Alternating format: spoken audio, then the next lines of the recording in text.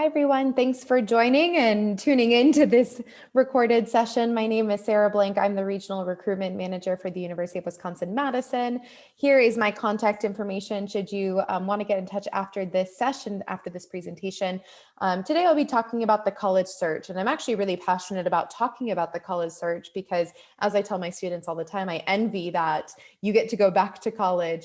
But I certainly don't always envy the process. And I think that many of us who are in the positions that we are as admissions representatives very much understand how challenging this time can be, especially as you progress into just starting the process of looking at colleges, exploring what you're interested in. So I do hope that this presentation will at least give you some maybe tools and tips that you hadn't thought of, or just framework for maybe a conversation with you and your family through this process as you begin. I always like to say that the first part and the most important part of this process, and one that I often actually think is really a big piece that's missing from students, is this element of self-reflection. Now, this is really difficult at 16, 17 years old. We know this when we talk about writing essays and preparing all the documents that you need for your applications when it comes time to do that. The reflection piece of writing essays and talking about yourself is very difficult, but it actually is such an important part of nurturing this entire process in the college search phase and finding what we call fit.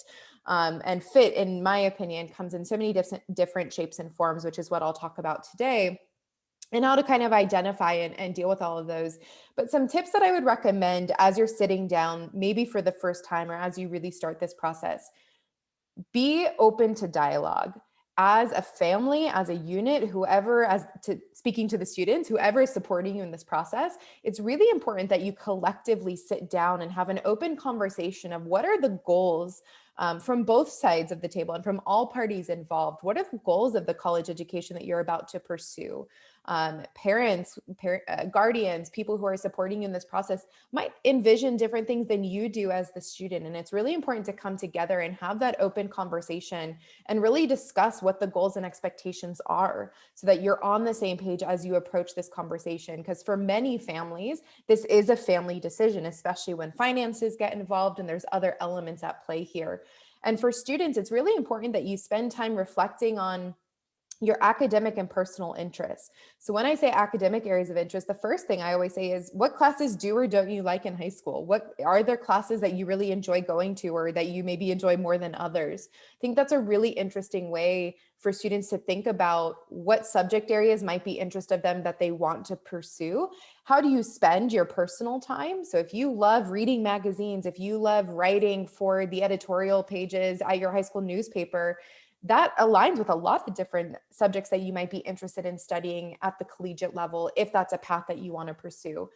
I think the American model of education is that there is that flexibility, there is that element of having that approach. So you don't necessarily need to know exactly what you want to do. And I think there's that expectation sometimes, but being reflective of what interests you, what are you passionate about? How do you spend your time outside the classroom? All of that comes into play a lot of times when we're looking at the college search process. So again, the biggest piece in all of this is that self-reflection piece.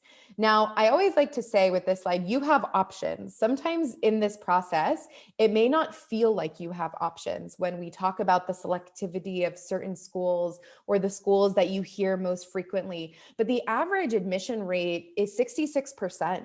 And that alone should tell you that there are so many different options for you to be admitted and for you to find a really good fit when it comes to the college search process.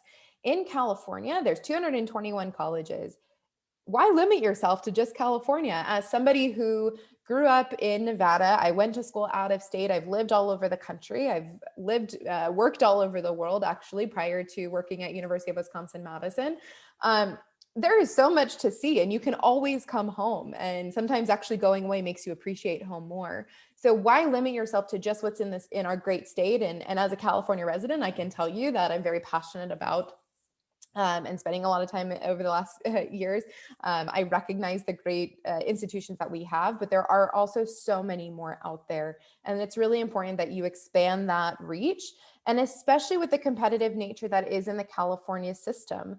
I think when we look at students who are building their college lists and looking and finding, starting the search process, I come across parents all the time who say, nope, we're just going to stick to California. But you're limiting yourself actually in the admission process as well, because as more and more students, both in-state and out of California, want to attend California schools, those are naturally going to become more and more competitive. And we're already seeing that in the admissions process already. So no California school for the most part, unless they have a certain qualifying admission GPA and so forth, is going to be a guarantee. So when you're setting up your list and when you're starting this search, keep that in mind, that you will need to expand your horizons outside of California to give yourself the best option in terms of not only finding fit, but also being admitted.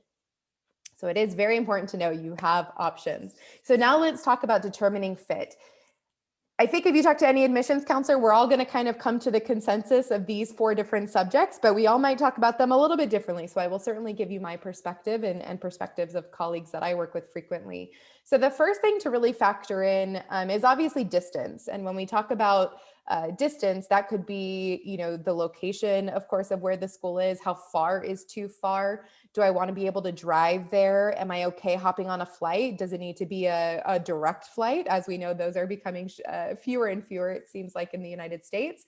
How expensive is it to get to? So what is that cost that I'm going to have? How frequently do I want to be able to come home and see my family or attend family functions or events and so forth? And that's a very real part of this conversation, right? Is the financial fit, which we'll get to. But when you're thinking about distance, really be able to answer those questions. How far is too far? If the sky's the limit, then you have even more options. But if you're looking at a driving distance from California, okay, that limits us to a couple great states. One that I'm actually part of or from, excuse me. If you want to fly, but you want it to be less than a 2-hour flight, okay, that extends us a little bit more. So really thinking and looking at a map and saying how far is too far can be a really good place to start this process. Of course, academics, I think, and what I've noticed in this admission cycle that we're in right now, and after reviewing tons of applications, we oftentimes forget that academics is the sole purpose and the sole part of the admissions process, both from the search phase and also from the admission side of things. So thinking about the type of school, there's private, there's public, there's large public institutions like UW-Madison, there's medium-sized public institutions, there's small private liberal arts, there are technical institutions. There's so many different types of schools that I would encourage you to go and research or attend a info session, talk to your high school counselor and say, give me some suggestions of different types of schools so I can hear how those admissions counselors are talking about their structure, their majors, the curriculum. Are you looking for a liberal arts core curriculum, which is a very holistic style to education? Are you okay with the traditional general education model and then progressing into your major courses, which happens a lot at larger institutions? Class size. What do you like about your current school now in high school? Is that class size the type of class size that you want to be in? Are you okay with larger? Do you want even more, even smaller courses? Do you love sitting back and learning and absorbing the information and then taking exams or doing homework? I guess I should say probably nobody likes to do homework here. But thinking about, would you rather sit and have more of a discussion-based experience where you're really getting to hone in the work in more of a discussion-based format? So all of those elements come into play in the academic fit, and thinking about what do you like about your current environment and what are maybe you looking for at the collegiate level, recognizing that the coursework is different, recognizing the structure of college is a little bit different as well. What type of work experience or internship experience might you be interested in? I think there's a common misconceptions that the universities will set up internships for you, and that's sometimes how students determine fit. That is typically not the case. There are opportunities and different methods of career advising and so forth, but majority of the internships and so forth are self-sourced by the students, regardless of where you go. So don't let that play into too much of this. Same with study abroad. Every school has study abroad. The types of programs and where might vary depending, but that's not a lot of information that prospective students will know. That typically happens when students enroll. So really you're thinking about the type of school, the size, Do they have your major? Or if you are undecided, what's their flexibility like? How do they guide and advise students who are undecided? I think it's really important that if you don't know what you're interested in, then find a school that will allow for that flexibility and that time to be an exploratory student. The other component is environment. So really thinking about what you're looking for in the context of an environment. Do you want a big city, a small town, a college town? What type of weather? All those elements of what type of environment. And I'm very much a believer that if you love the environment you're in, you will be academically successful. But if you don't love the environment you're in, or if you're in a place that doesn't fit for you in terms of academic or outside extracurricular activities, the size of a student body, if you are not the type of person that is going to put yourself out there and jump in and get involved and kind of take that large school and make it small, then certainly look at some of those smaller institutions where that really is collectively part of the experience because the student body size is smaller. So that environment, it comes in so many different shapes and forms. And then determining financial fit. That is a huge part of this process. And I'll talk a little bit more about that, but thinking about the ways that you fund your education and then also the cost itself to attend those institutions. So I'll get into more detail in that in just a second. When we talk about academic fit, like I mentioned before, it's really important that you do some of that reflection and knowing yourself. What are your GPA? What is your GPA and potential test scores? And I'll talk about test scores, of course, because hot topic, right? Knowing yourself, it's really important in how you place yourself into the school structure of colleges you're looking for. So are you a collaborative worker? Do you thrive in a competitive academic environment, right? There are certainly schools that are high, where students are academically high achieving, but they're also in a highly competitive academic space where they are competing with other students, and some students really thrive in that and other students don't. So are you looking for more of a collaborative academic environment? Are you looking to continue being an independent student? Do you rely on that discussion and that ability to collaborate with peers a little bit better? Like I said, big or small classes, your areas of interests and hobbies. So knowing yourself and doing some of that reflection will then allow you to look at various types of colleges and get to know them better. So when you get to know a school, you're looking for the academic profile, ideally of an incoming freshman student. So looking at the average GPA, the average test scores potentially, the average information of an incoming freshman student from that previous fall class. That will give you an idea of where you fall academically and if it's a target fit. And I'll talk about that in a second. But looking, of course, at the school population, campus life, extracurriculars, what do they offer on that campus? How does that fit in areas that you're interested in? If you identify in a variety of different ways and are looking for support services and clubs and organizations for how you identify, whether that's from a diversity standpoint or from a religious standpoint, from all different backgrounds, keep that in mind as well. And then, of course, the application process comes into play. So once you do that self-reflection, you can then start looking at schools and start asking those questions.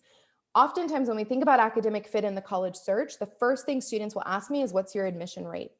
That is not an indicator, in my opinion, of whether or not this is going to be a good academic fit institution for you. That admission rate just tells you how many students are admitted versus the applicant pool.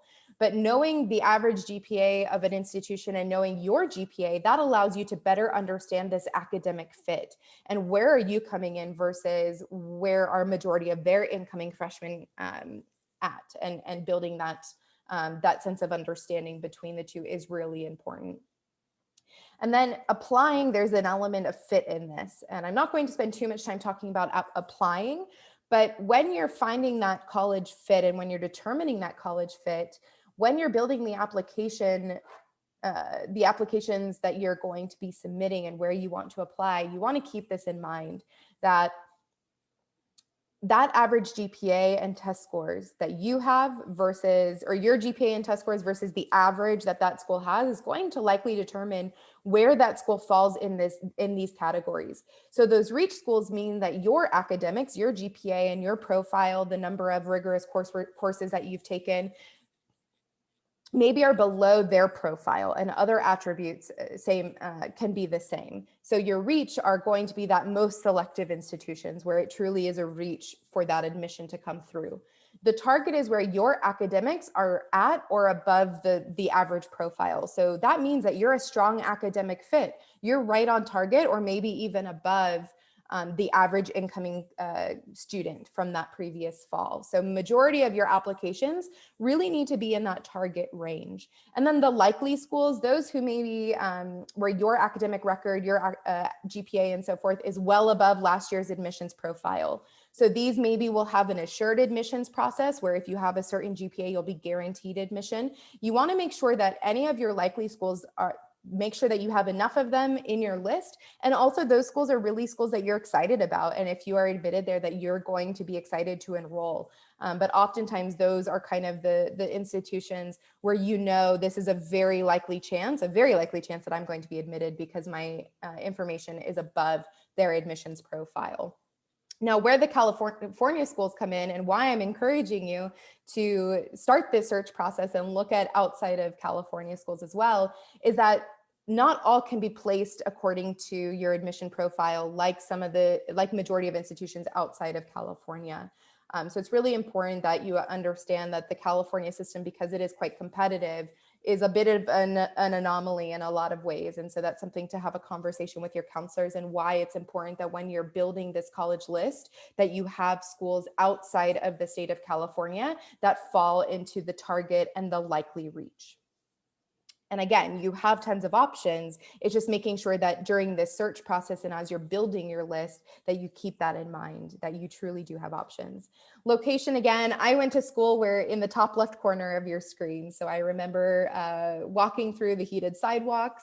I remember not dressing properly my entire first year because I came from a very warm weather climate and going to the snow was brand new for me. But you have options and you have tons of ways to explore the world around you. So choosing something based off of what is the same may not be in your best interest. Step outside the box. You have 4 years and you can always come back home to a place that you love or try something new. So finding that location and thinking about, again, the college town where everything is very much centered around the school community. It's a very supportive, typically a very supportive environment of that collegiate experience, where majority of the city or the town might be student focused or faculty and so forth. So very similar to actually the type of experience that I had.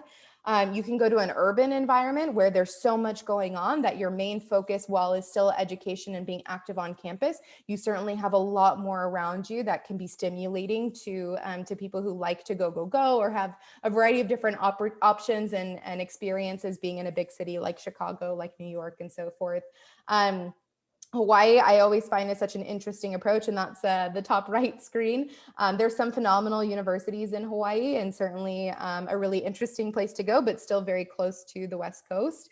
And then, of course, you have a lot of schools heavily on the East Coast that will have all 4 seasons, or even in the Midwest, all 4 seasons. So thinking about not only climate and weather, but also location. And are you looking to be in a larger city? Are you a little bit more independent where you're okay navigating a bigger city, maybe living off campus in an apartment that might be a longer commute away from school? So those are all different factors to really think about in your conversations during the college search fit.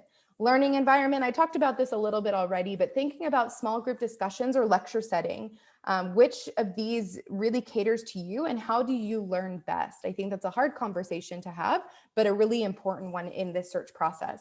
What type of interaction are you looking to have with professors?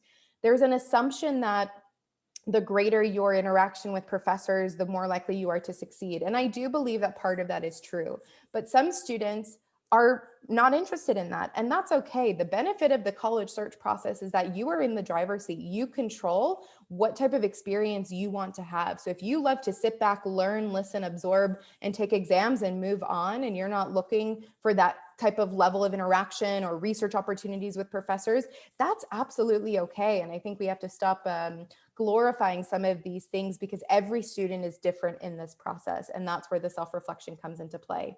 Balance between academics and social life. I think it's an important point and distinction to have this conversation about, are you looking for a rigorous academic environment where that is going to consume majority of your time, or are you looking to balance being academically successful, because that's the main point here, right? But also having the other experiences that come with the collegiate experience. And I think there's a distinction between the two, that for some students who are very studious and who want more of that academic rigor and their courses and their experience to revolve around academics solely, there are certainly institutions that are going to be better fits than for students who are maybe looking for that balance.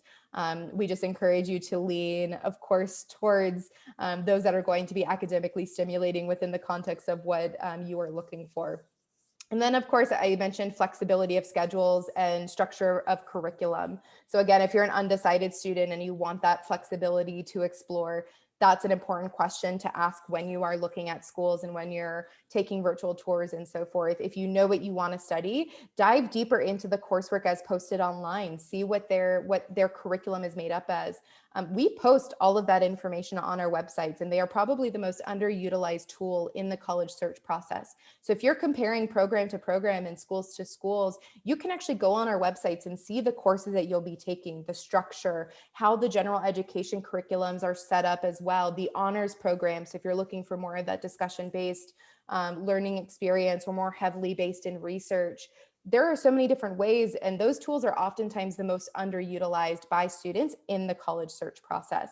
There's only going to be so much that you get from us as admissions representatives, because we know a lot, but we certainly don't know everything about every subject, especially for those of us who work at larger institutions. We have so many different programs. It would be impossible for me to know everything about everything. And lastly, when we talk about fit, the financial piece is a crucial part of this, because you could be a great fit academically and socially and environment-wise, and then it comes to the financial fit, and this is simply just out of reach. And that's why I encourage you as a family or whoever students is supporting you in this process to have these open and honest conversations about financial fit. They are uncomfortable. And many times students come to me towards the end and say, how can I pay for this? And that is not always something that schools are able to help you with. It's important to understand the cost of attendance. The cost of attendance is made up of tuition, housing, which oftentimes are, when we give those on our websites, they are averages. So you want to go to the housing websites directly to see what all the different residence hall options, if that school has residence halls, or if they don't, what's the cost of living in the college area for an apartment and so forth. And then miscellaneous expenses. We give averages of what we see with students in terms of miscellaneous expenses, books, food, transportation, personal expenses, things like that, but it really is a person-to-person cost. So when we give you the estimated cost of attendance, that truly is an estimation.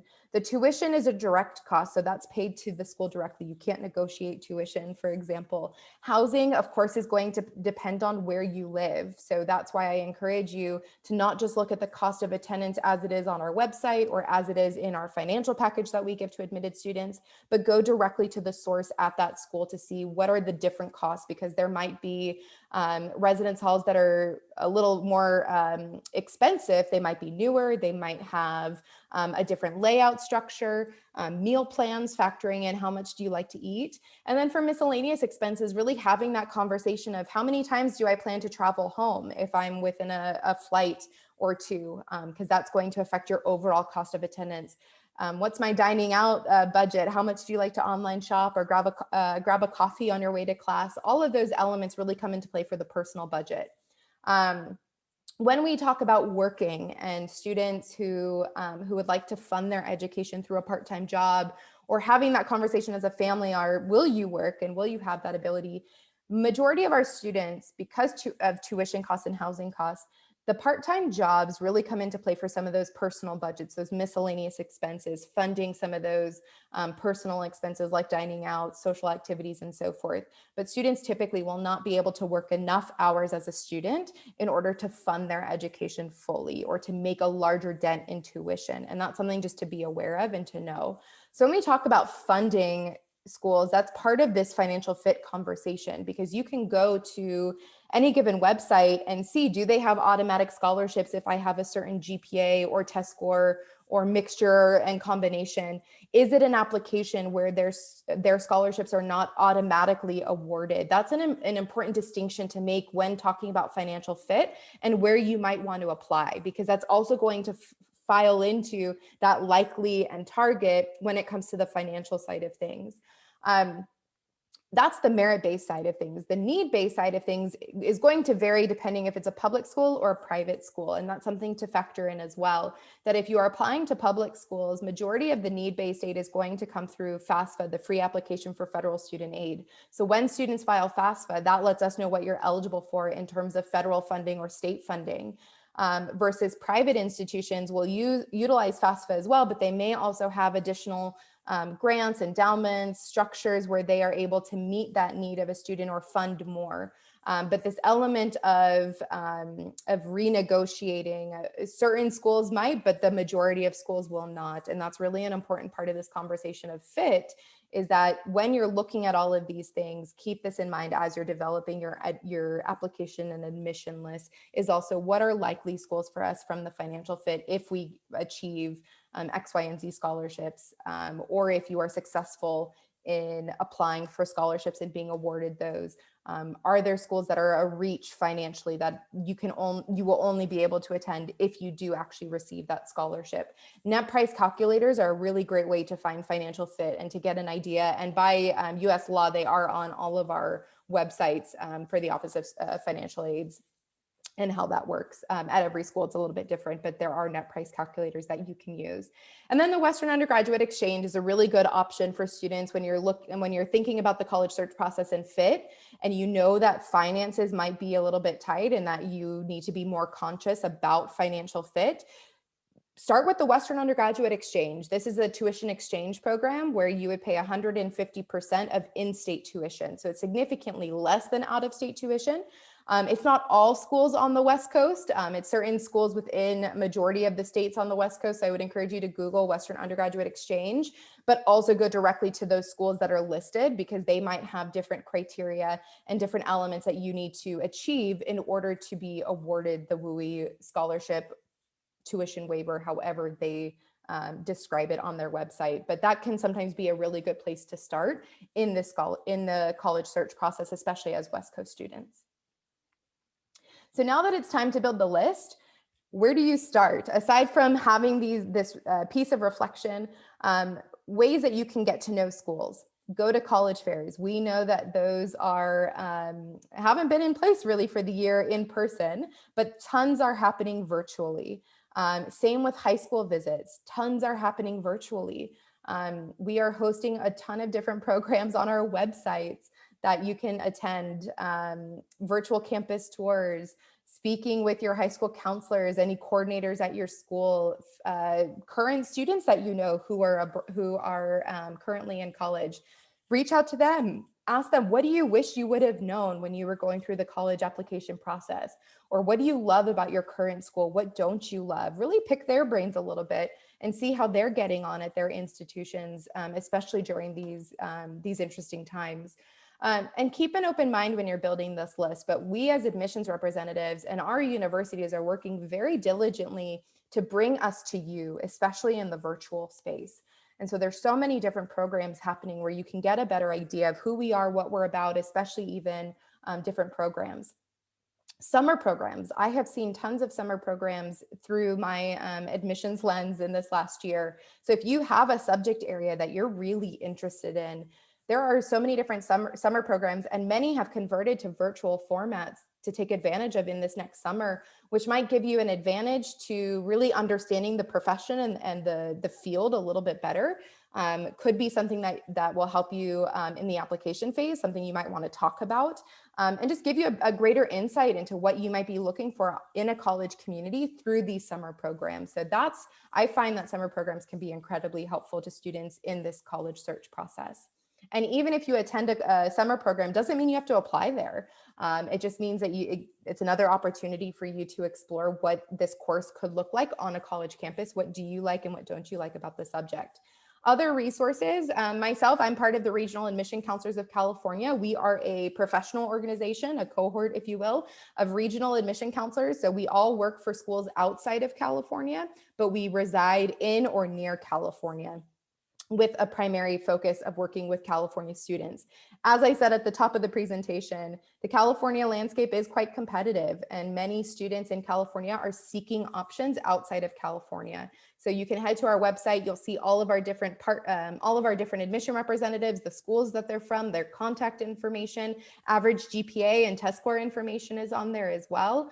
And so definitely a really good place to start the college search process as a Californian. These are schools who've invested financial means to place an admissions representative in your state, in California or nearby, but working with California students. The Western Association for College Admission Counseling, WACAC hosts a lot of different programs. We have college fairs going on. I believe the third one is coming up just in April. These are really great ways to get exposure and to learn about schools from all around the world, not just within California, not just West Coast, but really anywhere and everywhere. And then same with NACAC, the National Association for College Admission Counseling. They have a lot of great resources, fairs as well, and different opportunities to learn more about schools. And I think that's really the college search process, is just put yourself out there. Keep an open mind. Check out different webinars and videos. Don't go to schools where maybe you've already heard their information. Go somewhere new. Hear some different information. And then what can you do now? I think the testing landscape's really interesting right now because many of us have gone test optional permanently, temporarily, just for this last year. So discuss this and course selection with your high school counselor. If you are looking to say, I'm not sure what courses to take, you can oftentimes go to a variety of different colleges to see what are we looking for. I always recommend focusing on those core courses. That is always a good plan of action. So the English, maths, social sciences, science, language, things like that, especially progressing to a more rigorous curriculum if you can, if that's something that interests you. I said attending virtual college events. Start to think about who you might want to ask to write a letter of recommendation. It's important that you do these well ahead of time, or at least at the beginning of the summertime. Check with your high school to see how they plan to request letters of recommendation. And really, ideally, it's from an academic source. And majority of schools are going to ask for letters of recommendation, not from outside, but from inside your high school, from academic sources.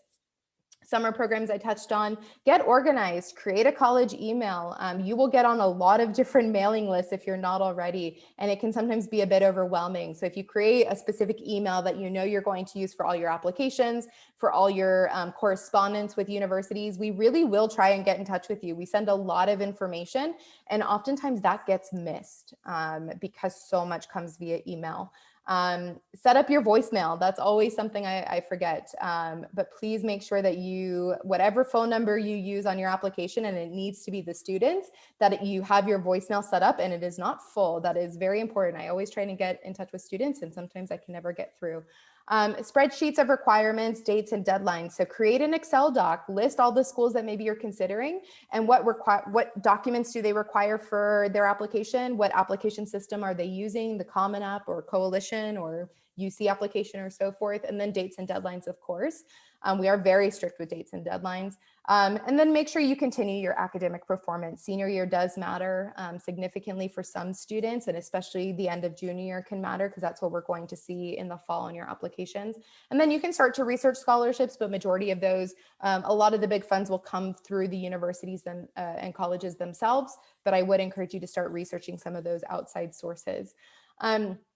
I know this was a lot of information to take in, and I hope truly that it was helpful, or that something sparked a bit of interest and maybe set you on a new path in the way that you're reviewing this and thinking about the college search process. I will leave you with a reminder: you have options. Please, develop your list and expand your reach in terms of the college search. Go outside the box a little bit. I wish if I could go back and tell myself when I was going to school, 15 years ago when I was going to college, try something new, explore everything, explore all different types of schools, because you won't know what really might be the good fit for you until you explore everything. There are so many different ways when we think about the college process. It's an individual experience. Be focused on what is in your best interest. Don't worry about what everyone else is doing, and you will be successful. So I hope this was helpful. Please feel free to get in touch if you have any questions in the future. And I wish you the best of luck in the college search process. Thank you.